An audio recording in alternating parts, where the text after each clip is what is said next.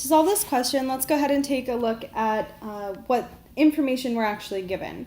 We're given a table that tells us information about the current age values in months of 141 children that were born at some hospital Z over the past 3 years. So if M represents the current median age in months of the children born at this hospital over the last 3 years, then which of the following must be true? And we're given a lot of different inequalities here, some ranges as our answer choices. But we are told some crucial information in our actual question. So before we dive into our answer choices, we're told that there are a total of 141 children that are represented in this entire chart. Now, if we're told 141 children total, this means that our median is going to be the middlemost number if we were to order those 141 children from youngest to oldest. So imagine that we had all of the 141 children kind of lined up from youngest to oldest. The median would be the middlemost person in line. And that would be around half, right? We do have an odd number, so we do know that there is going to be one place that is the middlemost number. About half of 141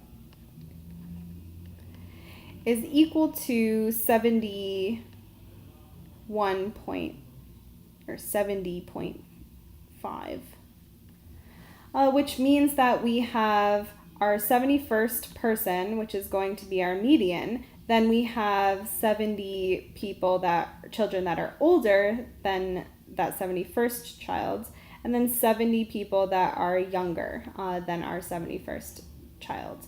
So in total, this would equal 70 plus 70, which would be 140, and then this one person, which would be our median here. So let's just go ahead and label that. That's going to be our median. Now, if we're looking for the median, we do have that our table gives us the ages of the children in months, and we can order them from youngest to oldest or oldest to youngest. It doesn't matter the order in which we go. And we can go ahead and find where the 71st child is going to be lined up. And if we look at the youngest category, we have that the children less than 1 month are 15 years old, or there are 15 children in that category. So that's not enough. If we were to line them up, all those 15 would be at the beginning of the line. So we can actually eliminate that category right off the bat. Also, it's not an answer choice, so we don't have to consider that.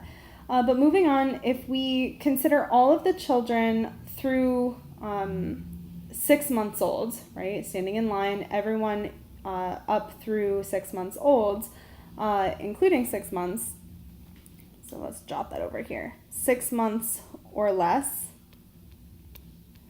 would include all of the people in this category and all of the children in the categories before it. So 15 plus 32. Now, if we sum that, we end up with 47 children, which is still, we haven't reached the 71st child yet. So let's go ahead and do the same kind of process for the next category.